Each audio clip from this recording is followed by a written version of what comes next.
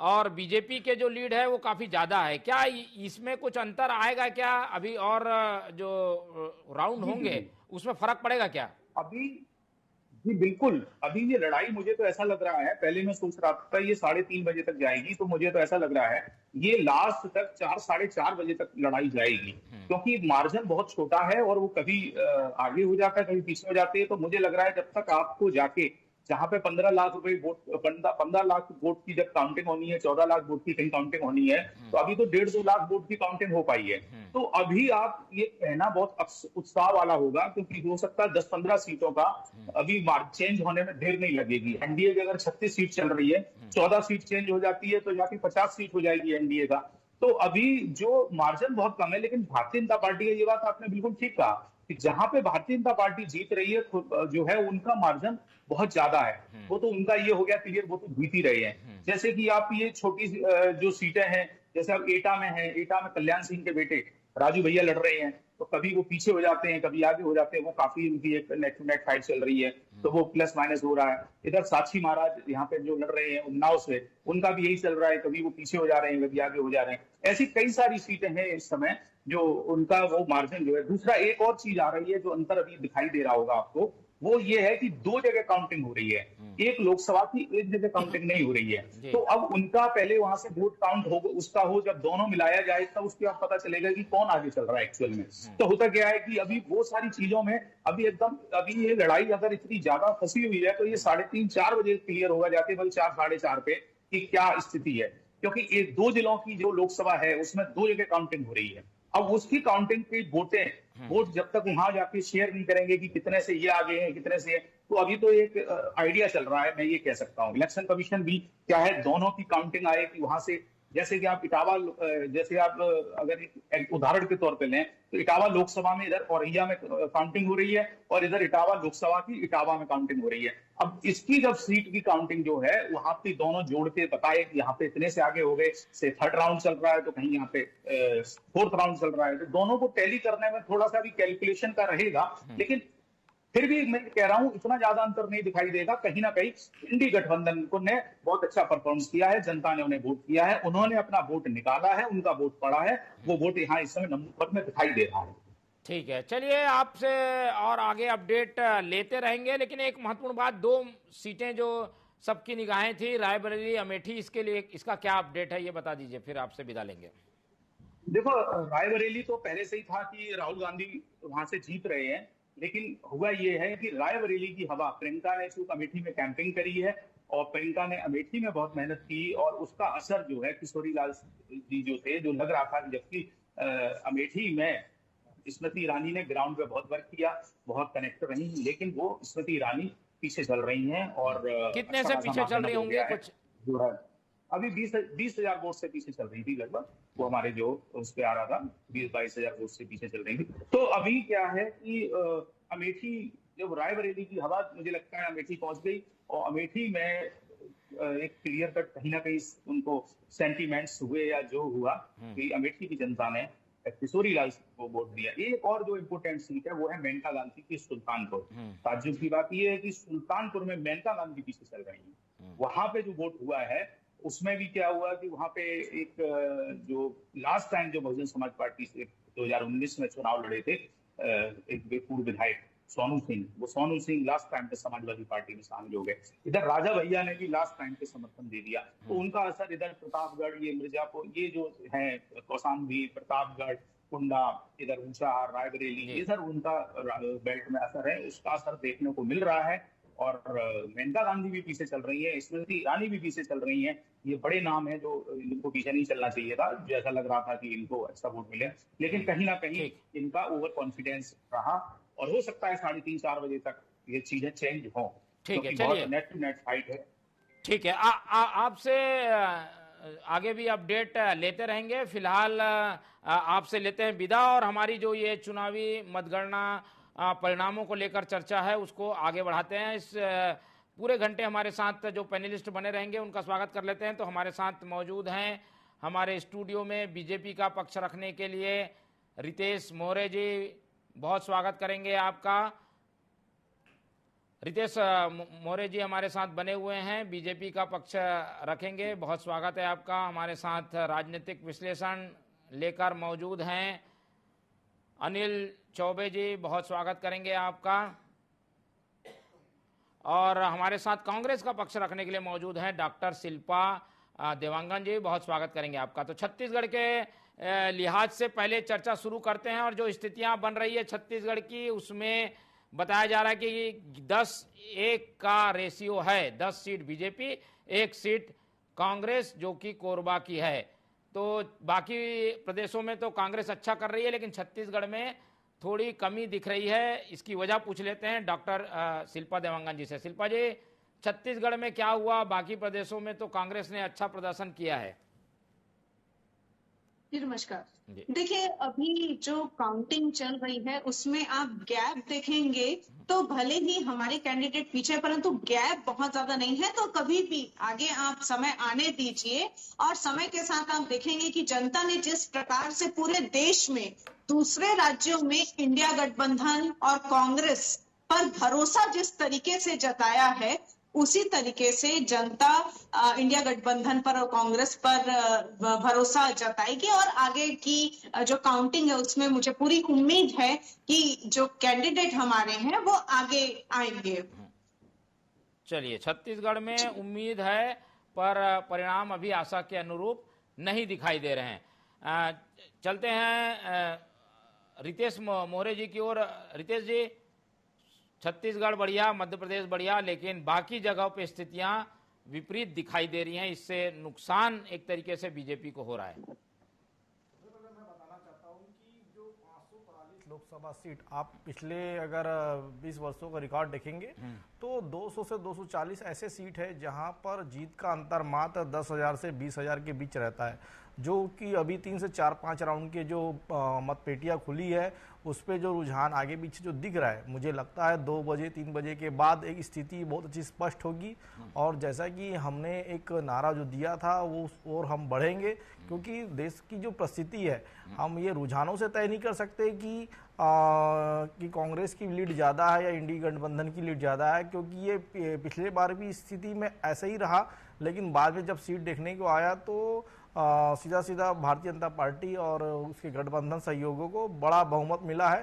तो ये मुझे लगता है इंतजार करने की आवश्यकता है। आने वाले कुछ समय के बाद 2 से 3 घंटे के बाद यह स्थिति तय कर देगी कि परिणाम किसके पक्ष में है।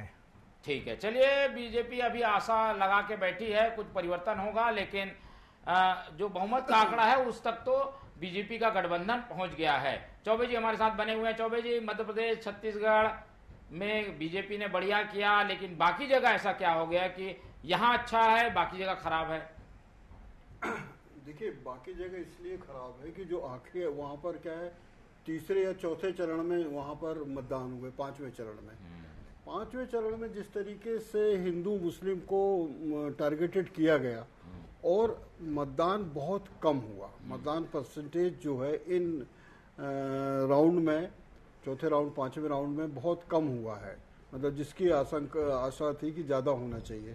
तो मुझे ऐसा लगता है कि बीजेपी का जो कोर वोटर है वो घर से मतदान करने नहीं निकला है, लेकिन हिंदू मुस्लिम के चक्कर में दूसरी पार्टी का जो कोर वोटर है वो जाके उसने मतदान किया है, इसलिए वो परिणाम में कन्वर्ट भी हो रहा है। और जिस तरीके से वो 233 पे पहुंच गए हैं, मेरे को लगता है कि 250 के आसपास जाके ये रुकेगा इनका मामला, और इनका भी मामला 290, 295 और ज़्यादा से ज़्यादा 300 तक ये भी जाएंगे। लेकिन कुल मिला के भाजपा अभी बहुमत में आंकड़े को पार कर चुकी है। लेकिन मोदी जी के लिए ये निराशाजनक है, क्योंकि उन्होंने अति उत्साह में आके 400 पार का जो नारा दिया था वो पार होते हुए नहीं दिख रहा है। ठीक है, तो ये आने वाले राजनीति को क्या दिखाता है? इसमें क्या मोदी जी की रफ्तार कम हो जाएगी, थोड़ा उनको परेशानियों के बीच सरकार चलानी?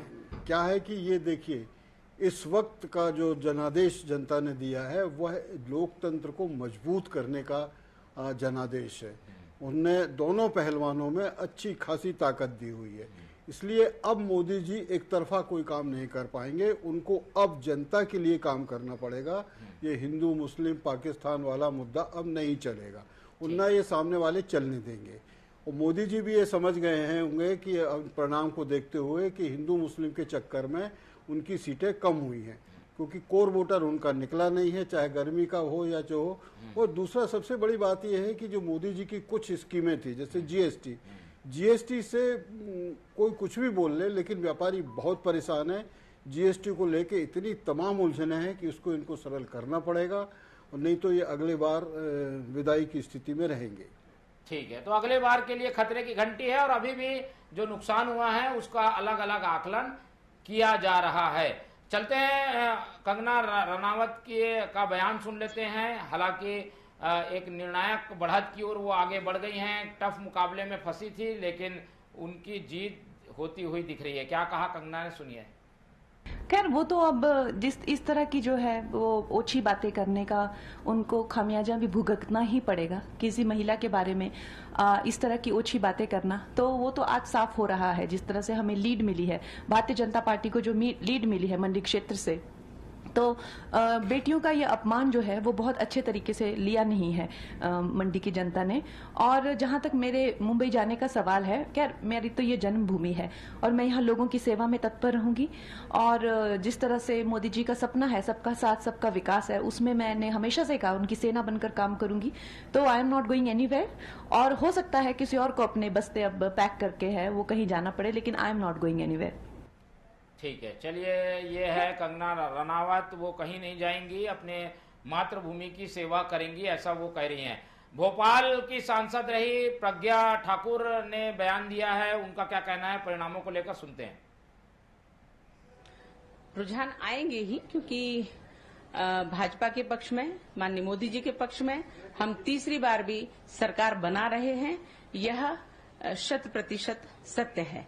और जो रुझान है वो हमारे पक्ष में है और जो निर्णय होगा शाम को वह भी हमारे पक्ष में होगा। भारतीय जनता पार्टी अपने काम, अपने विश्वास जनता के बीच अपनी एक बहुत अच्छी छवि को लेकर के और भारत के स्वाभिमान को लेकर के, जो जितने 500 वर्षों का कलंकित इतिहास मिटा करके जो हमारे प्रभु राम जी का जो भव्य मंदिर बना है, वह एक स्वाभिमान, राष्ट्रीय स्वाभिमान का प्रतीक है। वो हमारे आराध्य हैं, वह हमारे प्रभु मर्यादा पुरुषोत्तम हैं। उनके जो कार्य हैं, सबको यह विश्वास हो गया, हर जनता को यह विश्वास हो गया, हर हिंदू को यह विश्वास हो गया, भारत के लोगों को यह विश्वास हो गया कि जो भाजपा कहती है वह भाजपा करती है। और इसलिए अपने काम के दम पर, अपने नाम के दम पर, अपने विश्वास के दम पर और 10 वर्षों के कार्य को बिल्कुल मंथन करके जनता ने भाजपा को फिर से चुना है। और मैं अभी से कह रही हूं कि फिर से चुना है, क्योंकि हमारे पक्ष में भारत है। ठीक है, तो भारत है पक्ष में, ये कहना है प्रज्ञा ठाकुर। हालांकि इनकी टिकट कट गई थी लेकिन वो पार्टी के साथ खड़ी नजर आ रही हैं। राज बब्बर जो कि हरियाणा से चुनाव लड़ रहे थे, उनकी क्या स्थिति है, उन्होंने क्या कुछ कहा है, आइए वो भी सुना देते हैं आपको। सुचारू रूप से चल रही है। कहीं एक आध मशीन जो खराब है वो अधिकारियों को बता दिया है, प्रशासन को बहुत तरतीब से तमाम चीजों को देख रहे हैं।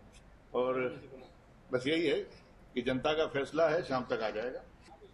जो भी आगे चल रहे हैं, गुड़गांव क्षेत्र की जनता आगे चल, सुचारू रूप से चल। ठीक है, तो राज बब्बर जो है वो चुनाव लड़ रहे हैं और उनकी स्थिति डामाडोल या बढ़त घटत जैसी है, इसलिए खुलकर कुछ नहीं बोल रहे हैं, लेकिन कांग्रेस की बढ़त को लेकर वो उत्साहित नजर भी आ रहे हैं। चलते हैं इस पूरे मामले को लेकर एक बार फिर से टिप्पणी ले लेते हैं। अनिल चौबे जी हमारे साथ बने हुए हैं। चौबे जी, कई प्रदेशों में बीजेपी का अच्छा प्रदर्शन, लेकिन कुछ प्रदेशों में उसको नुकसान उठाना पड़ रहा है, खासतौर पर उत्तर प्रदेश और राजस्थान। लेकिन उड़ीसा में अच्छा प्रदर्शन वो कर रही है, बाकी जगहों पे हम कर्नाटक में भी देख रहे हैं कि उनको भी ठीक ठाक सीटें मिल रही हैं। ये क्या मिला जुला ये रिजल्ट आने के पीछे क्या वजह मानते हैं?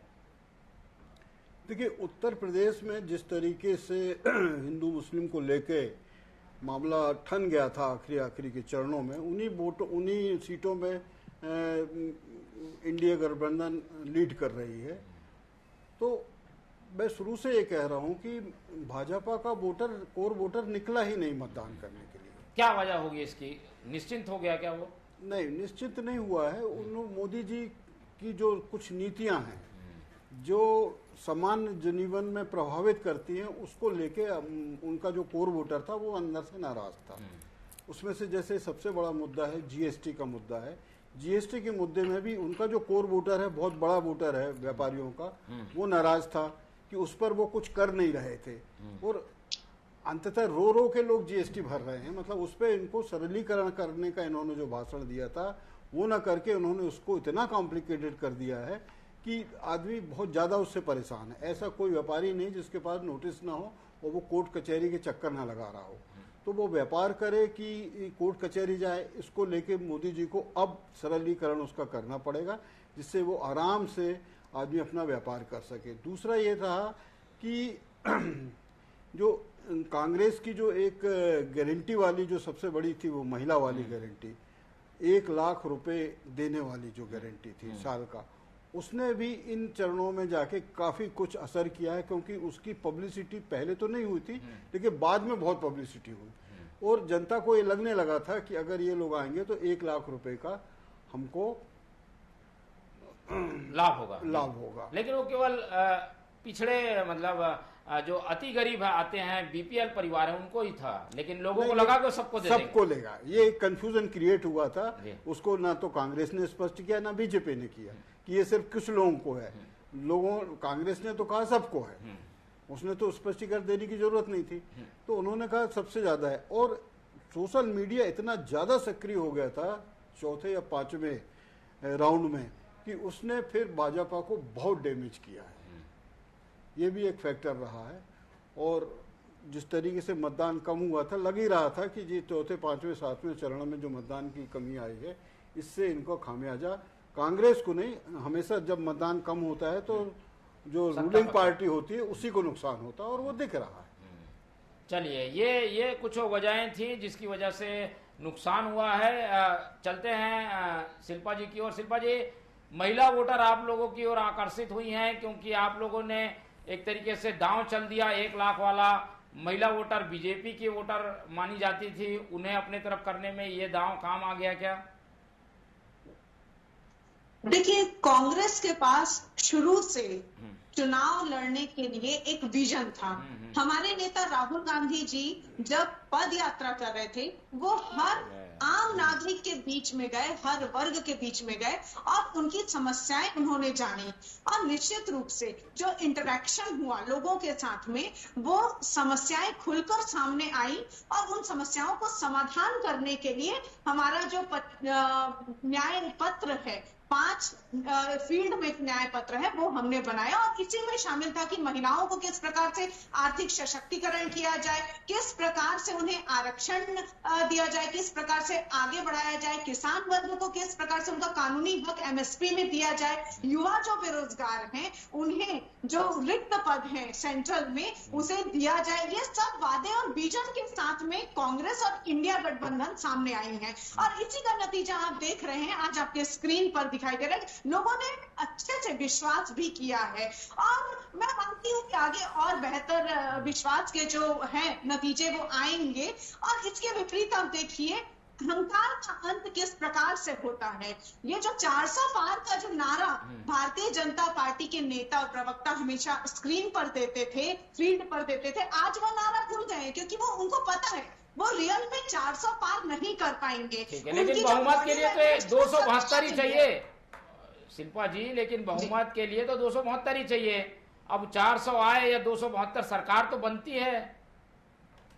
इसीलिए मैं बोल रही हूँ कि अहंकार जो है वो टूट गया है और पीछे की तरफ जाते जा रहे हैं। इनका जो टारगेट था वो पूरा नहीं है, इनकी पूरी बॉडी लैंग्वेज हिल गई है। ये अब उस बारे में बोलना नहीं चाह रहे हैं। ठीक है, अभी बहुमत में, परंतु आगे जो है नतीजे आएंगे तो हमें विश्वास है कि इंडिया गठबंधन पर लोग विश्वास करेंगे और कहीं ना कहीं आगे बढ़त में नजर आएगी, क्योंकि विजन हमारा क्लियर था। इनका क्या विजन था? मुद्दों पर बात ये कभी नहीं किए, न इनके नेता सभाओं में मुद्दों पर बात किए, न जनता की समस्याओं पर बात किए। हमने तो लोकतांत्रिक मूल्यों को बचाने के लिए चुनाव लड़ा ये जनता का चुनाव था बीजेपी के खिलाफ। जो 10 साल से बीजेपी जिस तरीके से देश को खत्म करने की कोशिश कर रही थी, संविधान को, लोकतंत्र को खत्म करने की कोशिश कर रही थी, जनता आक्रोशित थी, किसान आक्रोशित थे, युवा बेरोजगारी से आक्रोशित थे, किसी की बात नहीं सुनी जा रही थी। तो जनता की आवाज थी, उसे कांग्रेस और इंडिया गठबंधन ने आवाज बनाया था।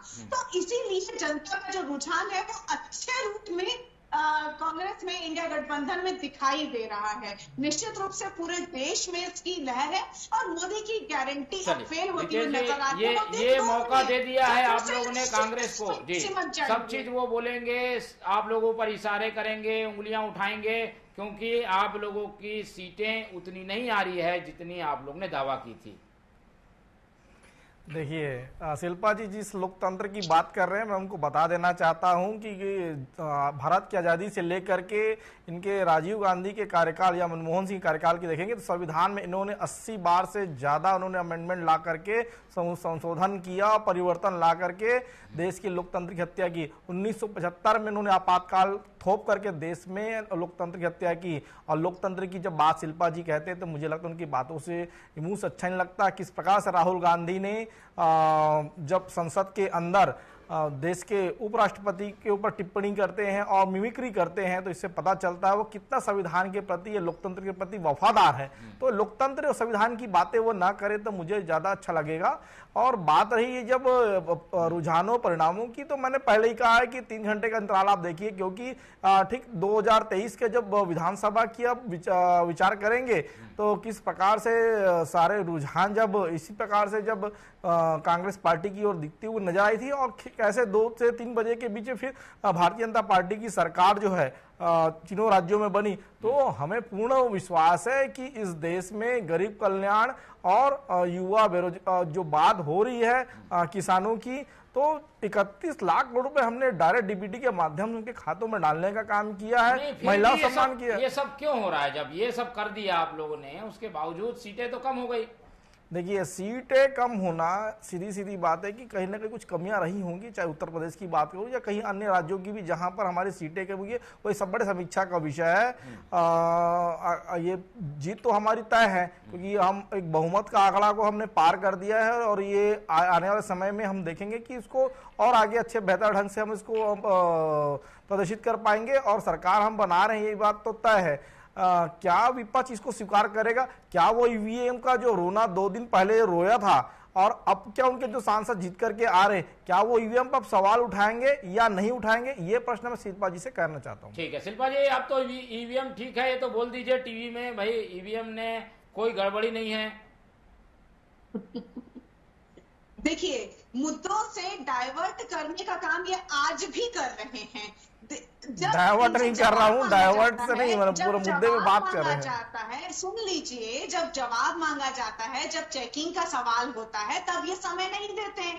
तो इस प्रकार से ये बातें आती क्यों हैं? संवैधानिक मूल्यों की हत्या ये हमेशा करते आए हैं। जनता की देखिए इतने संविधान की हत्या तो आप लोगों ने किया था। देश के लोकतंत्र की हत्या, संवैधानिक संस्थाओं का दुरुपयोग ये करते आए हैं, निजीकरण ये करते आए हैं। कब हुआ निजीकरण बता दीजिए, कब हुआ, किसको बेचा ये बता दीजिए। कब हुआ निजीकरण, कब हुआ? शिल्पा जी निजीकरण कब हुआ बताइए एक बार। नहीं आप बताइए ना, देश की जनता को बताइए, पूरे देश की जनता। निजीकरण का आरोप आप कांग्रेस प्रवक्ता लगाते हैं, निजीकरण कब हुआ?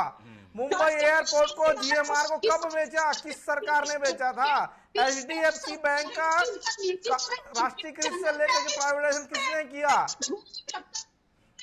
बताइए ना, झूठ नहीं सच है, ये तो देश की जनता जानती है। ठीक है, जो साइट है, अभी आपके परिणाम आ रहे तो वीडियो में सवाल उठाएंगे। जब आप विधानसभा में हारे तो वीएम पर सवाल उठा रहे थे और 2 दिन तक जयराम रमेश जी सवाल उठा रहे थे, अब क्यों वीएम पर सवाल? हाँ ये कोई बातों का जवाब नहीं हुआ। ब्रेकिंग आ रही है, ब्रेकिंग खबर ले लेते हैं। सवालों का सवाल नहीं होता। हम कहने काम नहीं करते, हम जनता के लिए काम करते हैं। चलिए एक बड़ी इलेक्शन ब्रेकिंग दुर्ग से आ रही है, जहां मतगणना के तीसरे राउंड की घोषणा हो चुकी है। विजय बघेल को मिले हैं करीब 2 लाख वोट करीब 1.5 लाख से अधिक वोट, 1,60,000 वोट मिले हैं विजय बघेल को। और उनके निकटतम प्रत्याशी हैं कांग्रेस के राजेंद्र साहू, जिन्हें 82,000 वोट मिला है। हालांकि अभी वोटों की गिनती काफी बाकी है। 77,000 वोटों से आगे चल रहे हैं विजय बघेल। विजय बघेल ही वो शख्स हैं जो सबसे ज्यादा वोटों से आगे इस समय छत्तीसगढ़ में चल रहे हैं। बृजमोहन अग्रवाल भी इनके आसपास बने हुए हैं। तो 3 और 4 राउंड की गिनती हुई है, इसलिए ये जानकारी हम आपको साझा कर रहे हैं। छत्तीसगढ़ के लिहाज से अभी 10-1 का मुकाबला है। 10 पर बीजेपी ने बढ़त बनाई हुई है और 1 सीट पर आगे है कांग्रेस। चलिए, क्या कुछ कहना है जान लेते हैं मतगणना स्थल पर मौजूद नेतागणों का। दिया है प्रशासन। पिछले 4 महीने के मोदी जी गारंटी और विष्णुदेव साय जी सुशासन की सरकार जो छत्तीसगढ़ में चल रही है, 4 महीने में 22,000 करोड़ रुपए हमने किसानों खाते में, महिलाओं खातों में, तेंदुपत्ता संग्राहकों खाते में जो लोगों को दिया और लोगों को ये विष्णुदेव साय जी सुशासन भाया। आज उसका रिजल्ट हम सबके बीच में है कि दुर्ग लोकसभा क्षेत्र में हम लगभग 70,000 से ज्यादा 72 वोट से आगे हैं, 72,000 वोट से आगे हैं। और दुर्ग विधानसभा में हम 18,000 वोट से आगे हैं। ये विष्णुदेव साय जी का सुशासन और मोदी जी गारंटी पे लोगों ने हमको वोट दिया। 5 साल का कांग्रेस सरकार का खोखलापन लोगों ने देखा, लोग 5 साल उनका भ्रष्टाचार को देखा और 4 महीने का हमारा सुशासन देखा। लोगों ने भारतीय जनता पार्टी को विश्वास नहीं जताया। ठीक है, चलिए चलते हैं। हमारे एक्सपर्ट बैठे हुए हैं अनिल जी। अनिल जी, जो पश्चिम बंगाल है वहां पर एक बड़ा सेटबैक हुआ है बीजेपी को, वहीं गेन की उम्मीद थी, वहां गेन नहीं हुआ, इसको कैसे देखते हैं आप?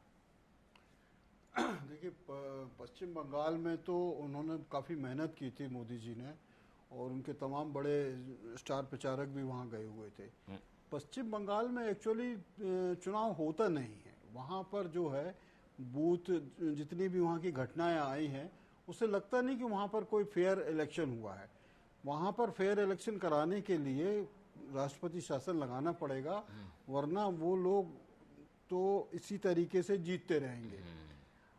उनका पुराना रिकॉर्ड है, जब बैलेट से डाला जाता था तब भी वो यही करते थे, ईवीएम से आया तब भी वो यही करते हैं। तो वहाँ तो जो इलेक्शन है वो टोटल बोगस इलेक्शन है। और वहाँ पर जो एक्चुअली जो कोर वोटर है दोनों पार्टियों का, वो तो जाता नहीं है। बाकी वो जो वहाँ पर कहते हैं कि बड़ी संख्या में बांग्लादेशी आके वहाँ पर रह रहे हैं, सीधे सीधे वो इलेक्शन को हाईजैक करके और ममता बनर्जी को वहाँ बैठाले रहना चाहते हैं, क्योंकि ममता बनर्जी ही उनके लिए भगवान है, और वो अपने भगवान को किसी भी हालत में उस गद्दी से नहीं उतरने देना चाहते। इसके लिए वो मरने कटने के लिए वहाँ कई स्कैंडल चले। इसके साथ ही ये देखने को मिला कि संदेश खाली का कोई मैसेज जाएगा, लेकिन उतनी सीटें आती हुई नहीं दिख रही बीजेपी को। नहीं, वहाँ देखिए मैसेज तो जाता है, ममता बनर्जी के खिलाफ मैसेज जाता है। जितना ममता जी के खिलाफ मैसेज जाता है, उतनी वहाँ की जो सरकारी तंत्र है, जो वोटिंग पोलिंग कराने वाले लोग हैं, वहाँ की तो ये भी वीडियो आए हुए हैं कि एक आदमी अंदर बैठा हुआ है, वो बार बार उसको एक्टिवेट करता है और अंदर खड़ा हुआ व्यक्ति उसमें वोट डाल रहा है। तो अब ऐसी स्थिति का कंट्रोल कैसे कर सकते हो, जब तक या तो वहाँ राष्ट्रपति शासन लगाया जाए, जो लोग हैं वहां पर जिनको ये इलेक्शन कराने की ड्यूटी, उनको उनसे अलग किया जाए, तब कहीं जाके होगा। वो बहुत बड़ा मतलब वो फैक्टर है। तो वहां तो टोटल जो है बोगस मतदान के ऊपर सारा खेल हुआ है। वहाँ नकली वोटर लिस्ट बनी हुई है, वहाँ पर नकली कार्ड बने हुए हैं, एक वोटर 10-10। वहाँ तो कई पोलिंग बूथ पे तो इनके एजेंट भी नहीं थे, ये कितने ही बाहर जाके बात करते रहे। बहुत से ऐसे पोलिंग बूथ थे जहाँ एजेंट नहीं थे, उन्हीं के एजेंट थे। लोग वहाँ पर मतदान करने गए नहीं, उन्होंने मतदान कर लिया। अब रिजल्ट तो उनके पक्ष में आने वाला है। ठीक है, चलिए वो तो रिजल्ट आ रहा है, लेकिन उसका नुकसान बीजेपी को हुआ है। पिछली बार वहाँ 17-18 सीटें थी, लेकिन इस बार 11 सीटें ही मिल पा रही हैं। चलते हैं रितेश जी के पास। रितेश जी, जो जिन प्रदेशों में आप लोगों को सीटों की उम्मीद थी, वहां भी सीटें अधिक नहीं आई हैं, केवल उड़ीसा को छोड़कर, उड़ीसा और आंध्र को छोड़कर। क्या लग रहा है इस बार मिलीजुली सरकार चलानी पड़ेगी आप लोगों को? कैसे मैनेज हो पाएगा, नहीं हो पाएगा, क्या लग रहा है आपको? देखिए, बहुत सारे ऐसे जो वादे हमारे पिछले 5 साल हमने छूट गए और बहुत सारे ऐसे काम छूट गए, तो आने वाले इस 5 सालों में हम उसको निश्चित रूप से पूरा करेंगे, क्योंकि जो सहयोगी हमारे जो दल है वो हमारे साथ है, हमारे विचारों के साथ है, तो हमको कोई परेशानी नहीं आएगी। हाँ, जो विपक्ष है जिसका हमेशा से ये देश के जितने भी विकास कार्य होते हैं उसमें अड़ंगा डालने का काम है, मुझे बिल्कुल उम्मीद है कि विपक्ष फिर से उसी प्रकार की भूमिका में आएगा और जब देश के विकास की बात आएगी उसमें रोड़ा अटकाने का काम आएगा। जिस प्रकार से धारा 370 हटाने के लिए मोदी जी ने काम किया, उसको रोड़ा अटकाने का काम किया, राम मंदिर का जब फैसला आया तो उसमें भी रोड़ा अटकाने का काम किया। तो ऐसे देश के जन भावनाओं के हित के लिए जब काम मोदी जी करेंगे तो विपक्ष इसी प्रकार का अड़ंगा डालने का प्रयास आएगा, लेकिन मोदी जी इस काम में हमेशा सफलता हासिल करेंगे क्योंकि देश की जनता का आशीर्वाद मोदी जी के साथ है। ठीक है, तो अभी करीब 12:30 बजे हैं, आधी गिनती तो हो गई होगी, ज्यादातर जो मतगणना केंद्र है वहां पर। ऐसे में जो तस्वीर है कुछ उसी के आसपास रहने वाली है। शिल्पा जी, अब क्या संभावनाएं देखें? बहुमत के आंकड़े से तो कांग्रेस और उसका गठबंधन पीछे है, लेकिन कोई नई संभावना बन सकती है क्या? कोई तोड़ फोड़ करके जोड़ कर कुछ बनाया जा सकता है क्या? देखिए, वो तो वक्त के साथ आगे आने वाले नतीजों में पता चल जाएगा, स्थितियां स्पष्ट हो जाएंगी। परंतु अभी मेरे भाई जिस प्रकार से विकास की बात कर रहे थे, तो मैं यही पूछना चाहती हूँ कि देश में सबसे ज्यादा महंगाई अभी इस दौर में मोदी सरकार की गलत नीतियों के कारण हुए, क्या उससे इसे ये विकास का नाम देते हैं? क्या इसी बात को, महंगाई को, बढ़ती महंगाई को, बेलगाम महंगाई को, आर्थिक व्यवस्था जो है, असमानता जो है बहुत ज्यादा हो गई है, क्या इसे विकास का नाम देते हैं? युवा जो बेरोजगारी से परेशान है, 45 वर्षों में सबसे ज्यादा बेरोजगार युवा हैं, क्या इसे विकास का नाम देते हैं? सेंट्रल में 10 लाख से अधिक पद जो है वो रिक्त हैं, क्या इसे विकास का नाम देते हैं? तो भैया, विकास किया कहाँ? आप कर्ज माफ करते हैं, किसानों की तरफ ध्यान नहीं देते हैं। कर्ज माफ करते समय आप कर्ज माफ करते हैं अपने पूंजीपति मित्रों का 16 लाख करोड़ रुपए आप ऐसे ही कर्ज माफ करते हैं, क्या इसे विकास का रूप देते हैं? आज दिन में 6 किसान आत्महत्या कर रहे हैं, क्या इसे विकास का नाम देते हैं? किसान आक्रोशित है, आंदोलित है, उनके ऊपर आप आंसू गैस छोड़ रहे हैं, क्या इसे विकास का नाम देते हैं? आप किस विकास की बात कर रहे हैं? आपने जैसे अभी आपके चैनल में ही सुना, जीएसटी से वाकई में लोग परेशान हैं, व्यापारी वर्ग परेशान है, आम जनता परेशान है कि व्यापार किस प्रकार से, चाहे वो छोटे व्यापारी हो चाहे बड़े व्यापारी हो। आप बड़े व्यापारियों से भी बात कर लीजिए, मैं स्वयं मैं बात करती रहती हूँ, तो छोटे से लेकर बड़े व्यापारी भी जीएसटी जैसी टेक्निक से परेशान है, क्या आप इसे विकास का नाम देते हैं? तो इसी कारण से जनता को समझ में आता है कि किस तरीके से देश में एक क्षत्रिय राज, एक तानाशाही राज बनाने की कोशिश पिछले 10 सालों से कर रही है, और इसीलिए जनता के जो वोटिंग के परसेंटेज है वो इस तरीके से दिखाई दे रहे हैं स्क्रीन पे। ठीक है, चलिए, कमलनाथ का एक बयान है वो सुन लेते हैं पहले और उसके बाद आगे चर्चा बढ़ाएंगे। चलिए, बड़ी खबर आ रही है, इलेक्शन ब्रेकिंग, एक बड़ी खबर, कमलनाथ का बयान, कमलनाथ का इलेक्शन रिजल्ट को लेकर आया बयान। मध्य प्रदेश के पूर्व मुख्यमंत्री कमलनाथ का बयान, बीजेपी ने अब की बार 400 पार के दावे पर, बीजेपी के अब की बार 400 पार के दावे पर कमलनाथ का तंज सामने आया है। हालांकि उनके पुत्र सीट से पीछे चल रहे हैं, लेकिन पहले 230 तो पार कर लें, ये कहना है कमलनाथ का।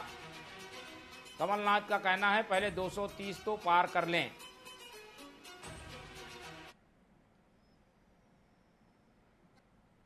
बीजेपी की बहुत कम सीटें होंगी, जो कहते थे 300 पार करेंगे, ये अभी 230 पर है। देखिए, जो छिंदवाड़ा की जनता का फैसला है मैं स्वीकार करता हूँ। जो आज इंडिया के रुझान आए ये बहुत ही बढ़िया है और इंडिया को दूसरों के साथ मिलकर गवर्नमेंट बनाने का प्रयास करना चाहिए। 400 पार, ये तो अभी 230 पार करें पहले। चलिए, तो चलिए, 400 पार तो नहीं हो पा रहा है, लेकिन स्थितियां ये है कि 230 जो है वो पार कर ले, ये तंज कसा जा रहा है। अनिल जी, क्या देखते हैं ये 230 का जो आंकड़ा बता रहे हैं कमलनाथ, वो तो पार हो जाएगा। वो तो पार हो चुका है। अब वो चूंकि कांग्रेस के हैं, उनका बेटा चुनाव हार रहा है, तो वो कुछ भी बोल रहे हैं। ये इसी टाइप के बड़बोलेपन के कारण उनकी छवि खराब हो रही है कि अब बोलना है तो कुछ भी बोलना है। ये तरीका इस लेवल के नेता का नहीं होना चाहिए। लोगों को उम्मीद नहीं रहती।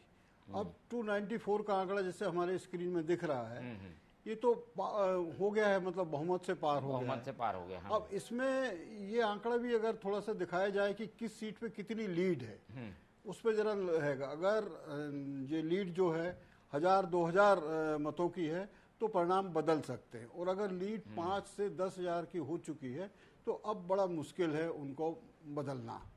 और मुझे ऐसा लग रहा है कि करीब 1 बज रहा है, तो ये लीड बरकरार है काफी देर से, तो अब इसके आगे ही ब्रेक लेंगे।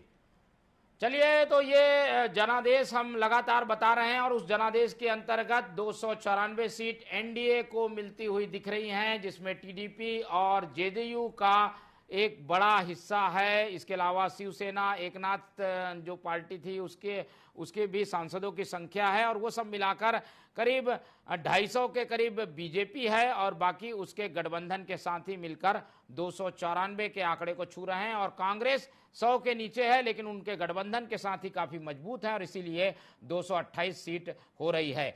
फिलहाल एक ब्रेक लेते हैं, और ब्रेक के बाद फिर से चर्चा को जारी रखेंगे।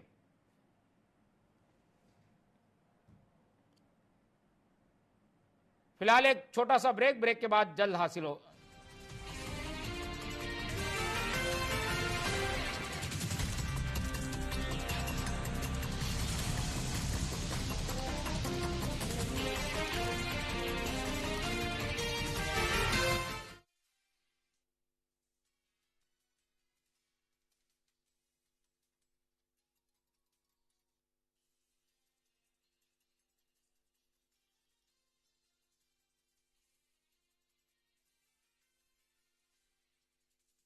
प्यादा कहाँ टूटी है संयम की मर्यादा, जनता में कौन लोकप्रिय है ज्यादा, बताएंगे सच पूरा कभी नहीं आधा, अपने दर्शकों से हमारा है ये वादा। टीवी 24।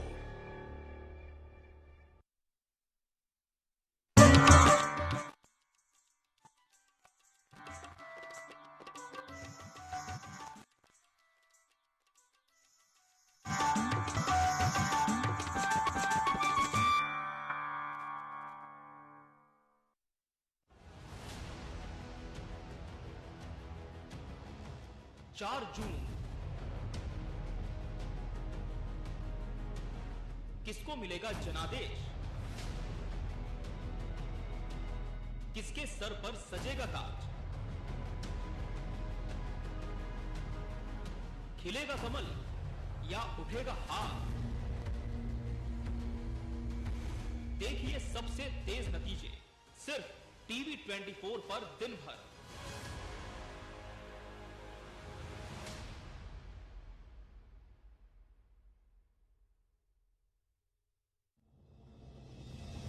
शाम पुरानी ढल चुकी, अब नए सूरज से दरकार है। चाहिए एक तलबगार सच का, अरसे से सुना पड़ा बाजार है। कहीं रुदन है, कहीं घुटन है, हर कदम है संग्राम यहां। जो इन तूफानों में ठहर सके वही विश्वास का हकदार है। देखते रहिए टीवी 24 मोहित साहू के साथ।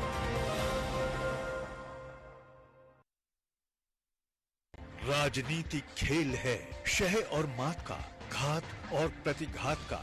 राजनीति के खेल में कौन है राजा, कौन है प्यादा, कहाँ टूटी है संयम की मर्यादा, जनता में कौन लोकप्रिय है ज्यादा, बताएंगे सच पूरा कभी नहीं आधा, अपने दर्शकों से हमारा है ये वादा। टीवी 24।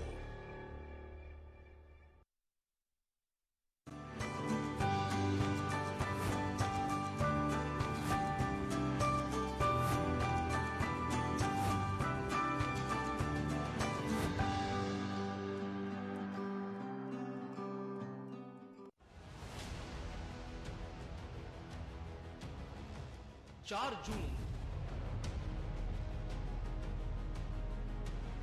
किसको मिलेगा जनादेश? किसके सर पर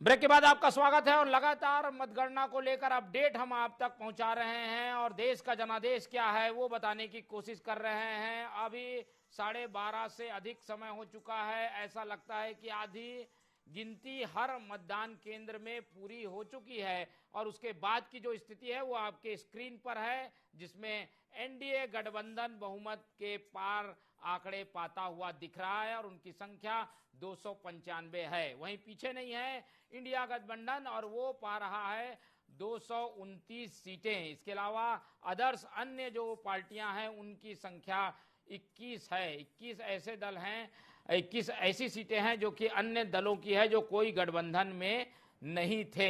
इसके अलावा 2 बड़े गठबंधनों का मुकाबला आप देख पा रहे हैं जिसमें स्थितियां साफ है। उत्तर प्रदेश में इस बार बीजेपी को बड़ा झटका लगा है। पश्चिम बंगाल में सीटें कम हुई हैं, महाराष्ट्र में सीटें कम हुई हैं, राजस्थान में सीटें कम हुई हैं और इस वजह से स्थितियां ये है कि बीजेपी अपने दम पर बहुमत के आंकड़े से अभी कुछ दूर है। मुरारी मिश्रा जी हमारे साथ बने हुए हैं, राजनीतिक विश्लेषक।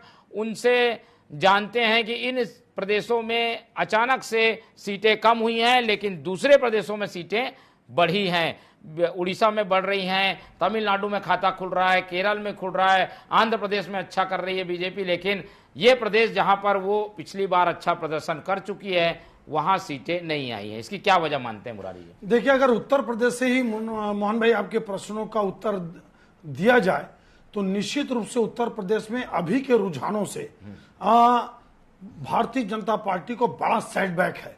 लेकिन एक जानकारी आपको मैं बता दूं कि उत्तर प्रदेश के 15 सीटों पे समाजवादी पार्टी जिस पर आगे है वो 5,000, 8,000, 12,000, 14,000 वोटों से आगे है।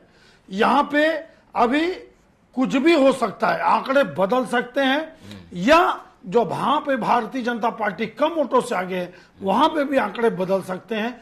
लेकिन मैं आपको बता दूं उत्तर प्रदेश में समाजवादी पार्टी ने एक नया एक्सपेरिमेंट किया। यादव समाज के अपने परिवार के 5 प्रत्याशी उतारे, अच्छा कैंडिडेट उतारा। जैसे मेरठ की सीट ही देख लीजिए आप, जैसे आजमगढ़ में अपने जिस धर्मेंद्र यादव को लड़ाना था उसको हटा के दूसरे अपने परिवार के सदस्य को लड़ाए। कुल मिलाकर पूर्वांचल और पश्चिमी उत्तर प्रदेश में समाजवादी पार्टी अखिलेश यादव ने एक अच्छी राजनीति की, नए नए प्रत्याशी उतारे, यादव कम उतारे। उसका फायदा अभी के रुझानों में समाजवादी पार्टी को दिख रहा है। ये हुई उत्तर प्रदेश की बात। महाराष्ट्र में मेरे को ये लगता है कि जिस प्रकार से शिवसेना टूटी, जिस प्रकार से अजित पवार शरद पवार को तोड़ के अलग हुए, इसको महाराष्ट्र की जनता ने स्वीकार नहीं किया और इसका पूरा दोषारोपण भारतीय जनता के ऊपर डाल दिया। उसका नुकसान महाराष्ट्र में इन कारणों से शिवसेना का टूटना और एनसीपी का टूटना, इसका नुकसान भारतीय जनता पार्टी को हो रहा है। मेरे को ये लगता है। रही बात बंगाल में, बंगाल एक जरूर आश्चर्यजनक परिणाम मेरे को भी दे रहा है। मेरे आकलन में मेरे को लगता था कि भारतीय जनता पार्टी कम से कम 18 सीट तो पाएगी, 3-4 सीटें और बढ़ सकती हैं। अब ये ऐसे क्या परिस्थितियां बनी, क्या शुभेंदु अधिकारी को एक तरफा लीड देने से या एक तरफा नेता बनाने से क्या कैडर वोट या भाजपा के कार्यकर्ता नाराज थे या, लेकिन बंगाल बड़ा टिपिकल स्थिति है। मैं नहीं समझ पा रहा हूं, या तो बार बार जो छापा पड़ा चुनाव तक, अभिषेक बनर्जी के से पूछताछ हुई, बहुत सारे बातें हुई, कहीं ये बातें तो नहीं हो गई कि ममता बनर्जी फिर बंगाल अस्मिता की लड़ाई भी लड़ती है ममता बनर्जी अपना, कि बाहरी लोग बंगाल में घुसपैठ कर रहे हैं। मतलब वो मोदी जी और अमित शाह को गुजराती बोलती है, बंगाल के लोग नहीं चाहते, ऐसा लगता है इन सब रुझानों को देखकर। कुल मिलाकर हर स्टेट की अपनी एक अलग अलग कहानी है और अभी के रुझानों से भारतीय जनता पार्टी को इन 3 स्टेट में जबरदस्त नुकसान और डेंट लगता हुआ दिख रहा है। रही बात राजस्थान में दमदार अपने कार्यकर्ताओं की टिकट काटी भारतीय जनता पार्टी, जैसे चूरू से राहुल कसवा का टिकट काट दिया आप। रविंद्र सिंह भाटी जो बाड़मेर में भाजपा निर्दलीय खड़ा होकर भाजपा को नुकसान पहुंचा रहे हैं। सवाई माधोपुर में कमजोर ढंग से लड़ी भारतीय जनता पार्टी। बाड़मेर का तो आपको मैं बता ही चुका। दौसा में ठीक से चुनाव नहीं लड़ पा रही भारतीय जनता पार्टी। और भी कारण हो सकते हैं। मेरे को लगता है कि इन सब का जब अंतिम निर्णय आएगा तब भारतीय जनता पार्टी के बड़े नेता इस पर विचार जरूर करेंगे। लेकिन मोहन जी, मैं अभी भी बता दूं, कम से कम 2 घंटा का समय और है भी। बहुत फेरबदल होगा आंकड़ों में, बहुत चेंजेस आएंगे, सभी पार्टियों के आंकड़ों में चेंजेस आएंगे। अब मेरे को लगता है कि उत्तर प्रदेश की जो 15-20 सीटों पे जो सपा आगे है, 500 से लेकर 4000 5000 वोटों तक, जैसे आप छत्तीसगढ़ में खुद देख लीजिए, इसका सबसे बड़ा उदाहरण जो मैं उत्तर प्रदेश का दे रहा हूं, 3-4 सीटों पे कांग्रेस आगे थी। अभी भी जो कोरबा में कांग्रेस आगे है वो 6-7 हजार वोटों से ही आगे है। हो सकता है पालीताना खार की सीट हो सकता है रामपुर का इलाका हो सकता है आपका मरवाही का इलाका हो, अभी कोरबा ना खुला हो। बहुत सारी परिस्थितियां होती हैं। जब मोदी जी जैसा प्राइम मिनिस्टर बनारस का कायाकल्प करने वाले एक सांसद के रूप में जब आपका मुस्लिम और यादव वाला बेल्ट खुलता है तो मोदी जी पीछे हो सकते हैं। हो सकता है कि अभी जहां पर कोरबा में या महाराष्ट्र में या यूपी में या बंगाल में वो इलाके खुल रहे हो जहां पर विपक्षी गठबंधन ताकतवर हो। इंतजार करना चाहिए। प्रारंभिक आंकड़े हैं। मेरे को सबसे ज्यादा उम्मीद अभी भी यूपी से बनी हुई है कि यूपी में मेरे को लगता है कि जो टैली आप दिखा रहे हैं उससे 10-15 सीट हो सकता है भारतीय जनता पार्टी बढ़ सकती है। ये मेरा एक अपना आकलन है, बाकी तो रिजल्ट ही बताएगा और 2 घंटे में सब साफ हो जाएगा। ठीक है, चलिए, लेकिन हम जो हिंदी पट्टी है उस पर चर्चा केंद्रित करते हैं। और मध्य प्रदेश, छत्तीसगढ़, जैसे कि हमारा चैनल सबसे ज्यादा देखा जाता है, वहां स्थिति में ज्यादा चर्चा के लिए बचा नहीं है। यहाँ पर क्यों कांग्रेस अच्छा नहीं कर पाती, शिल्पा जी से सवाल ले लेते हैं। शिल्पा जी, हम देखते हैं, उम्मीद रखते हैं कि यहाँ तो कुछ सीटें मिलती, जहाँ सरकार रही है आपकी, कमलनाथ की सरकार रही है मध्य प्रदेश में, यहाँ भूपेश बघेल की सरकार रही है, लेकिन सीटें लोकसभा में हर बार नहीं मिल पाती। इसकी क्या वजह मानती हैं आप? देखिए, अभी तो मुझे लगता है कि जब प्रथम चरण का चुनाव हुआ था, निश्चित रूप से उस दौरान ही छत्तीसगढ़ और एमपी का जब मतदान हुआ था, उसमें हमने जो भी नैरेटिव सेट किया था वो हो सकता है कि बूथ स्तर पर न पहुंचा हो, लेकिन धीरे धीरे पूरे देश में जो हमारा विजन था कि किस प्रकार से देश की जनता को उनकी समस्याओं से राहत दिलाया जाए, ये विजन लेकर जो हम चल रहे थे वो धीरे धीरे जनता तक पहुंच गया। प्रथम और द्वितीय चरण में हो सकता है नहीं पहुंचा होगा, कारण इसका यही मुझे लग रहा है। और हम जिस प्रकार से महिलाओं के आर्थिक सशक्तिकरण की बात करते हैं और महिलाओं ने विश्वास भी किया है, और इसी का नतीजा इस भरोसे पर दिख रहा है कि जो इतनी सीटें आ रही हैं। हम युवाओं की बात करते हैं, उन्होंने भी हम पर काफी हद तक इंडिया गठबंधन पर, कांग्रेस पर भरोसा किया है, और जो विपक्षी दल जो जनता की समस्याओं से जुड़े मुद्दे पर बात कर रहे थे इतने दिन तक के, उन पर भरोसा किया है। ये भरोसा आज नजर आ रहा है, और यही कारण है कि बीजेपी को नुकसान उठाना पड़ रहा है। कहीं ना कहीं बीजेपी के प्रति छत्तीसगढ़ में क्यों नहीं हो पाता ऐसा, मध्य प्रदेश में क्यों नहीं हो पाता ये जो नुकसान है? मैंने वही कहा कि प्रथम द्वितीय चरण में जब मतदान हुए थे तो हो सकता है कि जनता ने उतना भरोसा नहीं किया होगा, और या हमारी नाकामी होगी कि हम जनता तक वो चीजें नहीं पहुंचा पाए, लेकिन भरोसा हमने जीता, धीरे धीरे भरोसा जीता, और उसी का नतीजा है कि अच्छे सीट अब बाकी प्रदेशों में आ रहे हैं। और निश्चित रूप से जो हमारा विजन था वो एक बहुत ही अच्छा नैरेटिव सेट कर दिया है उसने। बीजेपी हमेशा मुद्दों से भटकाने का कार्य करती रही, परंतु हम देश की जनता को एक मुद्दे पर लाकर उनकी समस्याओं पर बात करते रहे, उनके समाधानों की बात करते रहे। ठीक है, चलिए, और अपडेट ये भी मिल रहा है कि तमिलनाडु में अन्नामलाई, जिन पर भरोसा बीजेपी ने किया था, वो भी पीछे चल रहे हैं। हालांकि 16,000 वोटों से ही वो पीछे हैं। साउथ में भी जो ज्यादा उम्मीदें थी उस पर भी जो है बीजेपी खरा नहीं उतर पाई, ऐसे संकेत मिल रहे हैं। अगर वहां से गेन हो जाता तो इधर की भरपाई हो सकती थी। रितेश जी, छत्तीसगढ़ मध्य प्रदेश तो अलग, जिन प्रदेशों में आपने ज्यादा जोर लगाया वहां पर भी कोई खास परिणाम नहीं मिलते दिख रहे हैं। देखिए, साउथ में हम पहले भी नहीं थे और साउथ में एक नया हमने प्रयोग किया कि हम वहाँ पर अच्छे विकल्प के रूप में आए। तो जैसे कि तेलंगाना, आंध्र प्रदेश की आप बात करें तो माधवी लता जिस प्रकार से हैदराबाद में आगे चल रही है, तो कुछ सीटों पे हमको वहाँ पर उम्मीद है, क्योंकि जो 10-15 हज़ार वोट का जो अंतर होता है, आप जानते हैं कि पिछले बार भी इस प्रकार के चुनावी आंकड़े में 3 बजे 4 बजे के बाद स्पष्ट हो जाता था कि किस प्रकार से जो आंकड़े रुझान जो 12-1 बजे तक आते हैं वो किस प्रकार से अपना पासा पलटते हैं। क्योंकि मैं पहले भी बोल चुका हूं, 200 से 240 सीट ऐसे होते हैं अभी तक के जितनी बार परिणाम देखने को मिला है कि वो 15,000 20,000 वोट से ही जीते हैं ऐसे कैंडिडेट, चाहे वो भारतीय जनता पार्टी का कैंडिडेट होगा चाहे अन्य दल का कैंडिडेट होगा।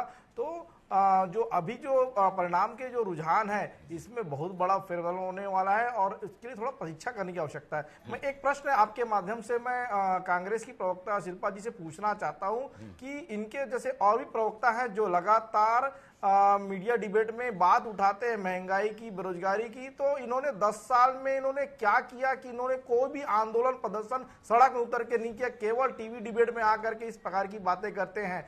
मैं पूछना चाहता हूं 2014 के पहले पेट्रोल के दाम कितने थे, गैस सिलेंडर के लिए लोग लाइन लगाते थे तो गैस सिलेंडर की कीमतें कितनी थी, उस समय दाल कीमत कितनी थी? क्या शिल्पा जी एक महिला गृहिणी होंगी तो इस बात का जवाब दे दे। और अभी जो महंगाई निर्देशांक सूचकांक है और आर्थिक व्यवस्था की दृष्टि से मैं अगर बात करूं तो 11वें रैंक पे जब मनमोहन सिंह की सरकार में होता था, आज टॉप 5 में हमारी जो स्थिति है वो परिस्थिति को क्या कांग्रेस को दिखता नहीं है? इसका वो जवाब दे दे। मैं मान जाऊंगा कि कांग्रेस जो है देश की जनता के लिए काम करने के लिए हमेशा लालायित रहती है। चलिए, ये सब मुद्दे तो चुनाव के पहले आते हैं चर्चा में, लेकिन अब परिणाम आ गया है और परिणाम के बाद उन सब बातों की समीक्षा होगी जिनके दम पर वोट मांगे गए और जिनके दम पर चुनाव लड़ने की बड़ी बड़ी बातें कही गई। लेकिन परिणाम अब सबके सामने हैं और इसी पर हम आज बहस कर रहे हैं। मुरारी जी, आपके पास चलते हैं। मुरारी, ये क्या लग रहा है कि कुछ गठबंधन भी बदल सकता है क्या? कांग्रेस कोशिश करेगी इस आंकड़े के बाद? आपको ऐसा महसूस होता है क्या? देखिए मोहन जी, ये अगर कांग्रेस इस गलतफहमी में या अगर उम्मीद पाल कर रखी है तो ये बड़ा मेरे को बहुत हाइपोथेटिकल लगता है। सिंगल लार्जेस्ट पार्टी आपके टैली के हिसाब से भारतीय जनता पार्टी है, बहुमत एनडीए को मिल रहा है, एनडीए टूट ही नहीं सकता भाई। जब बहुमत एनडीए को मिला, एक साथ मिलकर चुनाव लड़े और वो जब सत्ता में आ रहे हैं, भाई सत्ता में नहीं आते, सिंगल लार्जेस्ट पार्टी मान लो कांग्रेस बन जाती या इंडी गठबंधन सत्ता में आ जाता, तब आपका प्रश्न बिल्कुल मेरे को उम्मीदों के साथ सही लगता। लेकिन कहीं से ये संभावना दिखती नहीं है। हालांकि लोग बोलते हैं कि राजनीति संभावनाओं का खेल है, राजनीति में कब क्या हो जाए ये नहीं कहा जा सकता। लेकिन इतना भी यकीनी होता राजनीति में कि एक पार्टी सत्ता में आ रही हो और वो खुद ही टूट जाए, ये कैसे हो सकता है? जैसे टीडीपी है, टीडीपी मिलकर सरकार बना रही है आंध्र प्रदेश में। नीतीश कुमार जी बिना बीजेपी के बिहार में राजनीति नहीं कर सकते, जे आप आरजेडी के साथ जा नहीं सकते। मेरे को नहीं लगता कि राष्ट्रपति जी जैसे कि परंपरा है, जैसे कि आप जानते हैं कि सिंगल लार्जेस्ट पार्टी को पहले बुलाया जा सकता है। और यहां तो बहुमत में 293, मतलब आप समझ लीजिए कम से कम 21 सीट एनडीए गठबंधन आप ज्यादा बता रहे हैं टैली में। तो जब बहुमत है तो इसका मतलब क्लियर कट है कि मोदी जी प्राइम मिनिस्टर बनेंगे। मोदी जी सबको लेके चलने में, जब मोदी जी अकेले दम पे बहुमत में थे मोहन जी 2014 और 2019 में, तब भी उन्होंने अलग अलग पार्टियों के लोगों को मंत्री बनाया, सिंगल एमपी वाले रामदास अठावले को मंत्री बनाया। इस प्रकार की बातें आपके सामने स्पष्ट रूप से हैं कि सिंगल लार्जेस्ट पार्टी और जो बहुमत में है वही सरकार बनाएगी। और जब सरकार में लोग शामिल होंगे तो फिर टूटने का प्रश्न 1% का 0.1% भी नहीं है। अब मुगालता पालना हर पार्टी के लिए, आजादी की पार्टी मुगालता पाल सकती है, इसमें कोई कुछ नहीं कर सकता। बिल्कुल, तो इन सब बातों पे हमारी नजर बनी रहेगी। लगातार हम हर घंटे की खबर से आपको अवगत करा रहे हैं और अब 1 बज चुके हैं और 1 बजने के बाद की जो स्थिति है वो आपके स्क्रीन में है।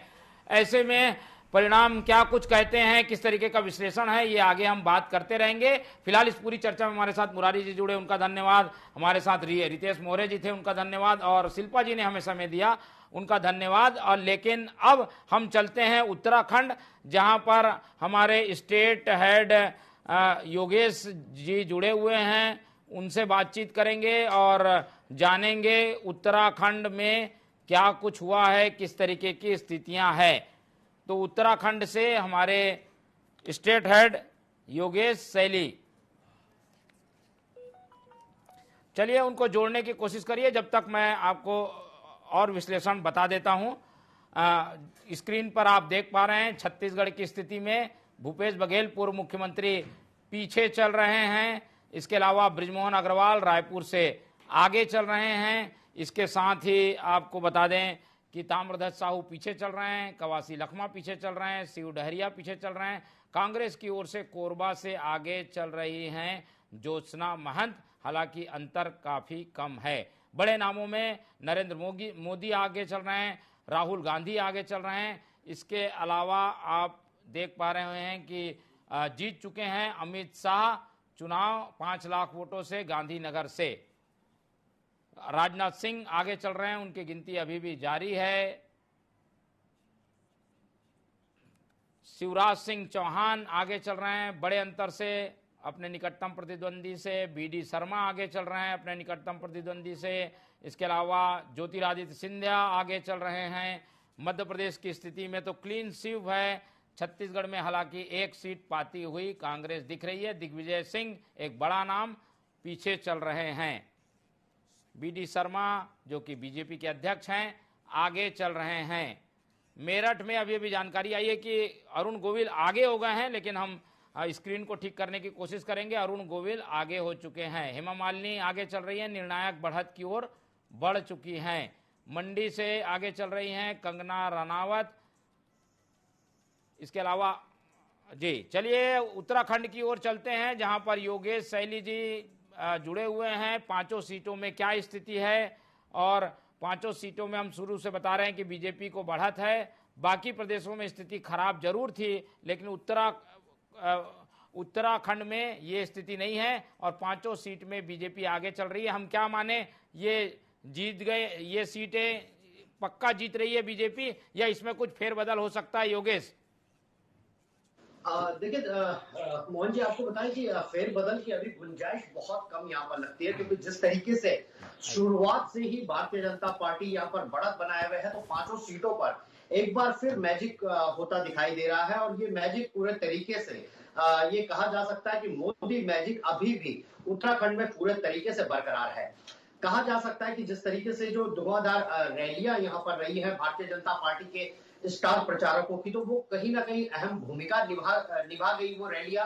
और जो स्टार प्रचारक यहाँ पर आए थे, उनका जो कैंपेन थी वो काफी प्रभावी यहाँ पर मानी जा सकती है। इसके अलावा अगर हम बात करें कांग्रेस की, तो कांग्रेस की कोई बहुत बड़ी रैली भी यहाँ पर नहीं हो पाई।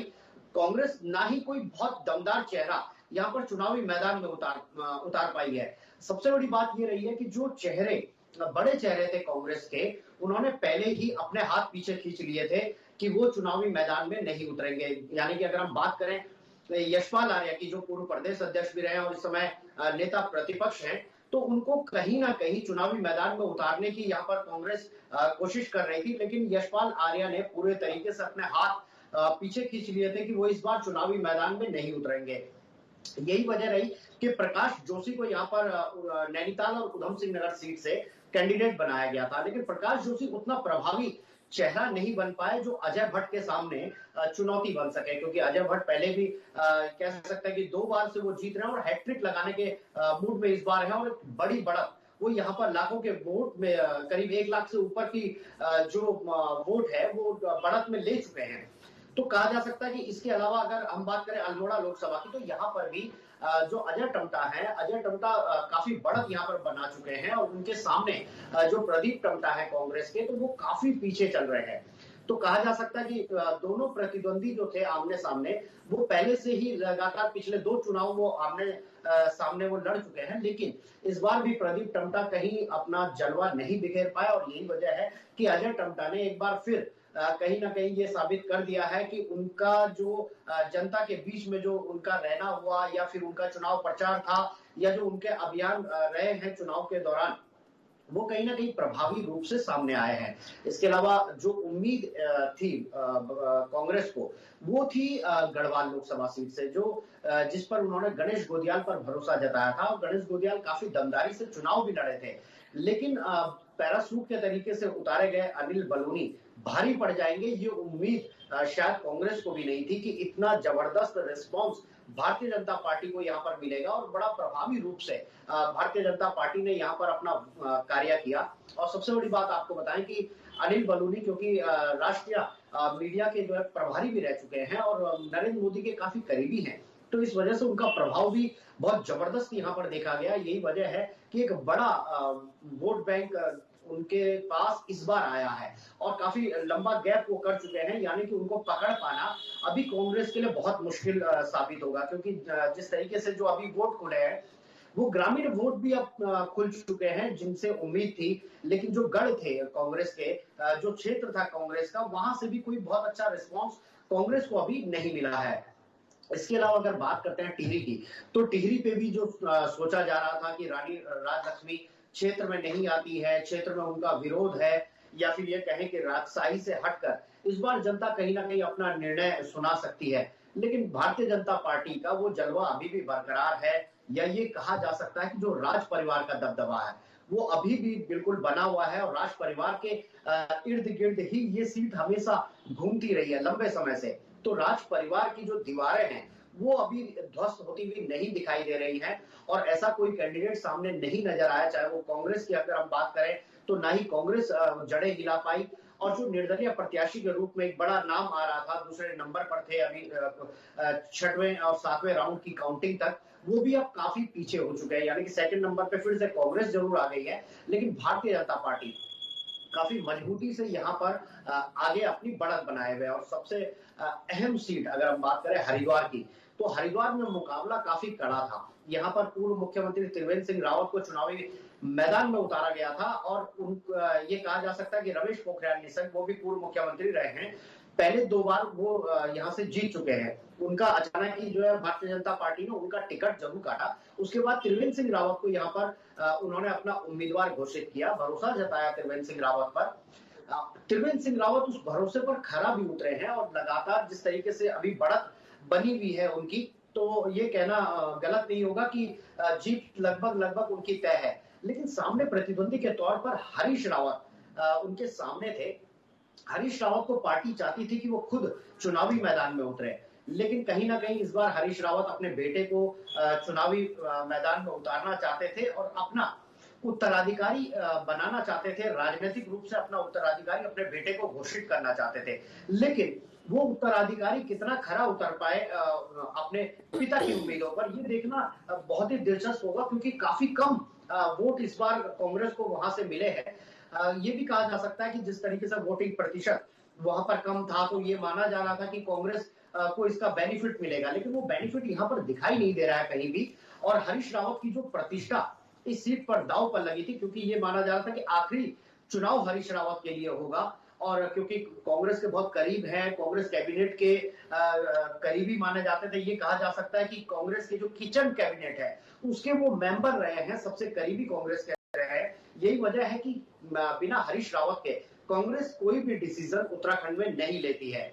लेकिन ये निर्णय जो हरीश रावत ने इस बार अपने बेटे को आगे करके किया है, वो निर्णय उन्होंने अपना पूरा कैरियर दांव पे लगा दिया।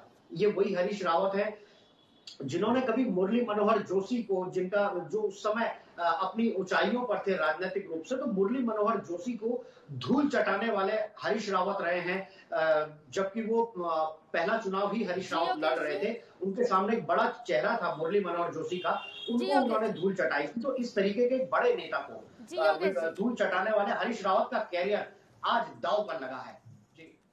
जी योगेश जी, आपसे